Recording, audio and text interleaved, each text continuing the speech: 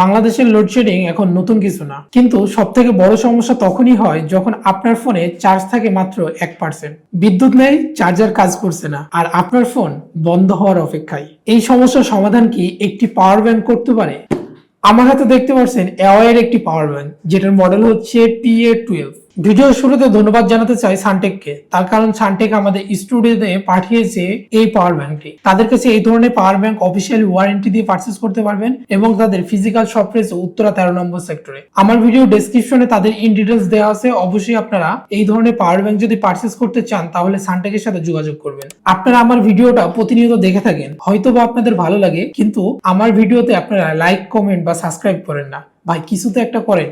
আপনারা যদি আমাদের ভিডিওতে একটি সাবস্ক্রাইব করেন তাহলে আমাদের ভিডিও বানানোর অনুপ্রেরণা অনেক বেড়ে যায়। প্রথমে আমরা দেখে নিব এর বক্সের ভিতরে আমরা কি কি পাচ্ছি। চলেন বক্সটা একটু আনবক্সিং করে দেখি আসলে এদের বক্স কন্টেন্ট হিসেবে আমরা কি কি পাচ্ছি। যদি আমরা বক্সটা একটু আনবক্সিং করি তাহলে আমরা শুরুতেই পাবো হচ্ছে আমাদের সেই কাঙ্ক্ষিত পাওয়ার ব্যাংকটি, যেটা বেশ প্রিমিয়াম একটা ফিল দিবে আপনার প্রথম দেখাতেই। এটা একটু সাইডে রাখি। এর বক্স কন্টেন্ট আর কি কি পাচ্ছি চলেন একটু দেখে আসি।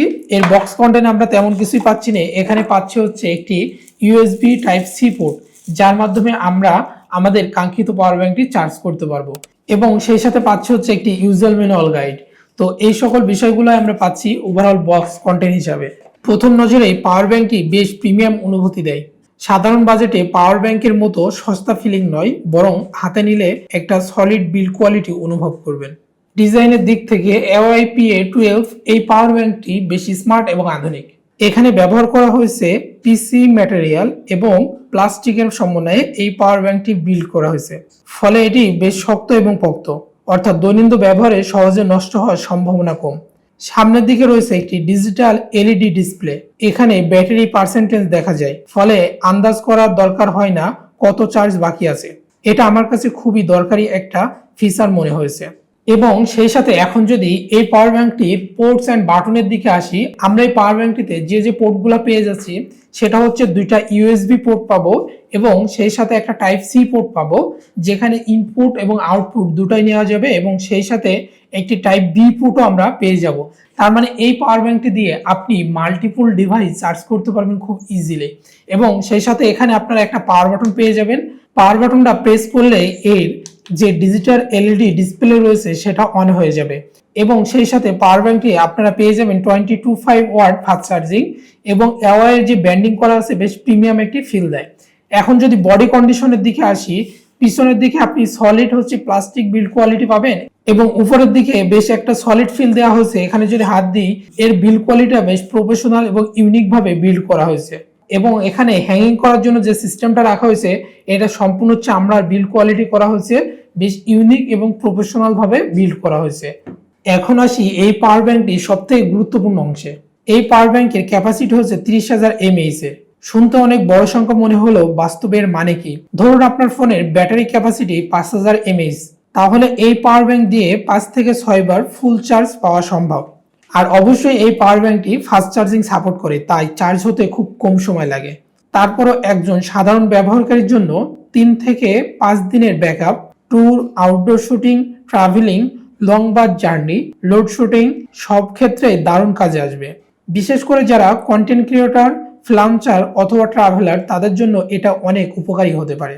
আমরা যখন পাওয়ার ব্যাংক পারচেস করব তখন যে শুধুমাত্র এই পাওয়ার ব্যাংকের ক্যাপাসিটি দেখে পারচেস করব বিষয়টা তা না।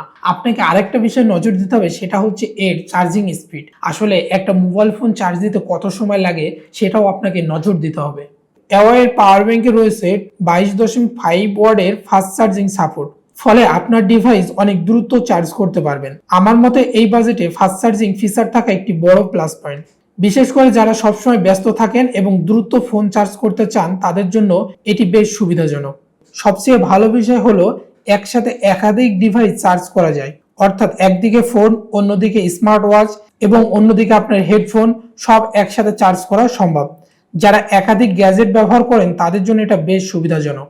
এখন একটা প্রশ্ন হতে পারে, ভাই এই পাওয়ার ব্যাংকটি কাদের জন্য সবথেকে গুরুত্বপূর্ণ এবং এই পাওয়ার ব্যাংকটি কারা পারচেস করবে এবং কেন পারচেস করবেন, এই বিষয়টা আপনার মধ্যে সবসময় থেকে যায়। চলেন আপনার এই প্রশ্নের সলিউশন দিই।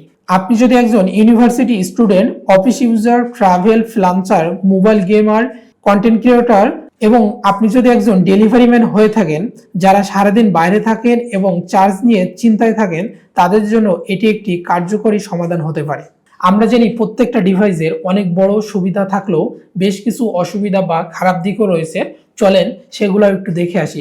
আমরা যে ভিডিওতে শুধুমাত্র যে এই পাওয়ার ব্যাংকটির ভালো দিকটা বলবো বিষয়টা তা নয়, এই পাওয়ার ব্যাংকটি কি কি অসুবিধা আছে চলেন সেগুলো একটু দেখে আসি। 30,000 mAh এর ক্যাপাসিটি হওয়ার কারণে এই পাওয়ার ব্যাংকটির ওজন একটু বেশি, পকেটে বহন করার জন্য খুব বেশি কম্প্যাক্ট নয়, চার্জ হতে সময় তুলনামূলক বেশি লাগতে পারে, তার কারণে এর ক্যাপাসিটি অনেক বেশি। তবে বড় ক্যাপাসিটি পাওয়ার ব্যাংকের ক্ষেত্রে এগুলো স্বাভাবিক বিষয়। এখন আসি ভালো দিক। 30,000 mAh এর বিশাল বড় ব্যাটারি, 22.5 ওয়াটের fast charging, LED battery display, multiple output port, premium build quality, একসাথে একাধিক ডিভাইস চার্জ, বাজেট অনুযায়ী ভ্যালু ফর মানি। এখন প্রশ্ন হচ্ছে 2250 টাকার মধ্যে অ্যাওয়াইয়ের এই পাওয়ার ব্যাংকটি কেনা উচিত হবে কিনা। আপনি যদি এমন একটি পাওয়ার ব্যাংক খুঁজে থাকেন, অনেক দিন ব্যাকআপ দিবে, ফাস্ট চার্জিং সাপোর্ট করবে, মাল্টিপল ডিভাইস চার্জ করতে পারবে এবং বাজেটের মধ্যে থাকবে, তাহলে এই পাওয়ার ব্যাংকটি অবশ্যই আপনার জন্য গুড একটি চয়েস হতে পারে। বিশেষ করে যারা নিয়মিত বাইরে থাকেন এবং কন্টেন্ট ক্রিয়েশন করে থাকেন, তাদের জন্য এটি বেশ কার্যকরী একটি গ্যাজেট হতে পারে। আমার কাছে এই পাওয়ার ব্যাংকের সবচেয়ে বড় শক্তি হলো এর বিশাল ক্যাপাসিটি এবং ফাস্ট চার্জিং সাপোর্টেড। তাই ওভারঅল রেটিং এ যদি দিতে হয়, আমি এটা 10-এর মধ্যে 9 দিব। আপনার কাছে এই ভিডিওটি কেমন লেগেছে অবশ্যই কমেন্ট করে জানাবেন। আর আপনার নেক্সট গ্যাজেট হিসাবে এই পাওয়ার ব্যাংকটি পারচেজ করছেন কিনা সেটাও কমেন্ট করে জানাতে পারেন। আর আমার ভিডিওটি আপনার কাছে কেমন লেগেছে সেটা অবশ্যই কমেন্ট করবেন। আর আপনার টেক প্রেমিক বন্ধুদের সাথে আমার এই ভিডিওটি শেয়ার করতে একেবারে ভুলবেন না। দেখা হবে পরবর্তী কোনো ভিডিওতে নতুন কোনো টেক রিভিউ নিয়ে। আর হ্যাঁ, অবশ্যই আমার চ্যানেলটি সাবস্ক্রাইব করবেন। ততক্ষণে ভালো থাকবেন, সুস্থ থাকবেন। আল্লাহ হাফেজ।